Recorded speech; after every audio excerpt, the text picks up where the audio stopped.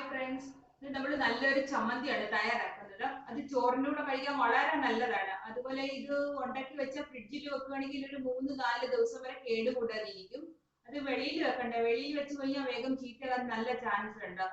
അതുപോലെ തന്നെ ഉണ്ടാക്കി വെക്കുകയാണെങ്കിൽ പിന്നെ രാവിലെയൊക്കെ നല്ല എളുപ്പമാണ്. അത് ദോശയുടെ കൂടെ ഇഡ്ഡലിയുടെ ഒക്കെ കൂടെ സൈഡ് ഡിഷ് ആയിട്ട് കഴിക്കാൻ വളരെ നല്ലതാണ്.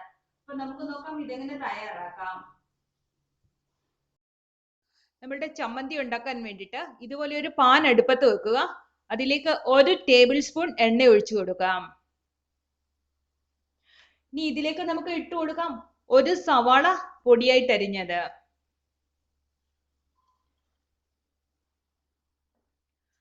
ഇത് നല്ലതുപോലെ വഴറ്റിയെടുക്കണം.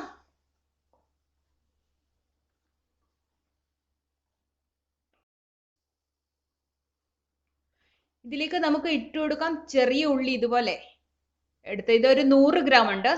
ഇതും കൂടി നമുക്ക് ഇട്ട് കൊടുക്കാം ഇതിലേക്ക്. ഇത് നല്ലതുപോലെ ഒന്ന് വഴറ്റിയെടുക്കണം. അപ്പൊ ഇത് പെട്ടെന്ന് വഴന്നു വരാൻ വേണ്ടിയിട്ട് നമുക്ക് ഇതിന് ആവശ്യത്തിന് ഉപ്പുപൊടിയും കൂടി ഇട്ട് കൊടുക്കാം.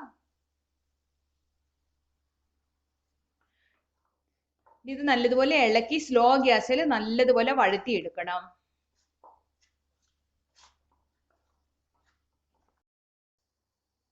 ഇതിപ്പോ നല്ലതുപോലെ വഴന്നു വന്നിട്ടുണ്ട്. ഇതിലേക്ക് നമുക്ക് 3 ടീസ്പൂൺ മുളക് പൊടി ഇടാം. ഇത് എരിവുള്ള മുളക് പൊടിയാണ്. അപ്പൊ ഇതിട്ട് നല്ലതുപോലെ വഴറ്റണം. ഇതിന്റെ ഒരു പച്ച രുചിയുണ്ട്, അത് മാറുന്നിടം വരെ നല്ലതുപോലെ ഇത് വഴറ്റിയെടുക്കണം. ഇപ്പൊ ദോശയുടെ കൂടെയും ഇഡലിയുടെ കൂടെയോ ചപ്പാത്തിയുടെ കൂടെയോ ചോറിന്റെ കൂടെയോ എന്തിന്റെ കൂടെ വേണേലും കഴിക്കാൻ പറ്റിയ നല്ലൊരു ചമ്മന്തിയാണ്.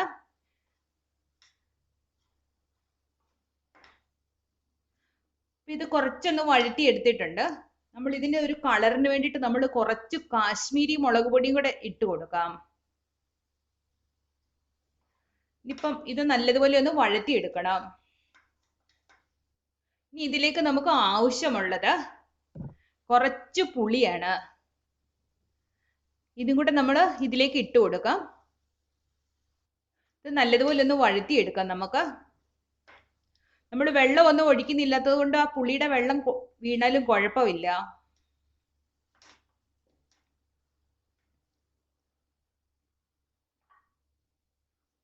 ഇനി ഇതിലേക്ക് നമുക്ക് ആവശ്യമുള്ളത് കുറച്ച് ശർക്കരയാണ്.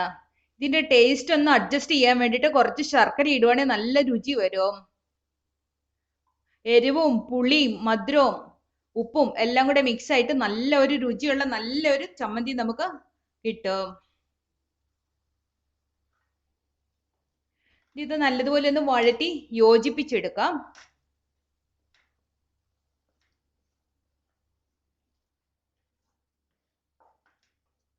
ഇപ്പൊ ഞാൻ നല്ലതുപോലെ വഴറ്റി ഇത് നല്ലതുപോലെ യോജിപ്പിച്ചെല്ലാം എടുത്തിട്ടുണ്ട്. ഇതിപ്പോ തയ്യാറായിട്ടുണ്ട്. ഇനി ഇത് നമ്മൾ മിക്സിയുടെ ഒരു ജാർ എടുത്തിട്ട് അതിൽ നല്ലതുപോലെ ഒന്ന് അരച്ചെടുക്കണം.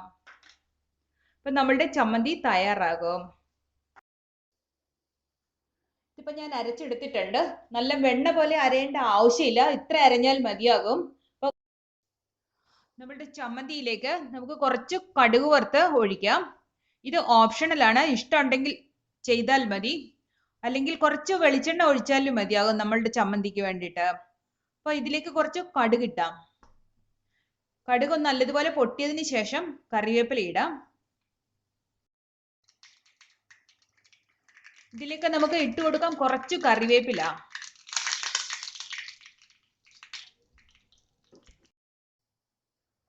നമ്മൾ കടുക് വറുത്തെടുത്തത് ഇത് നമ്മളുടെ ചമ്മന്തിയിലേക്ക് ഇട്ട് കൊടുക്കാം.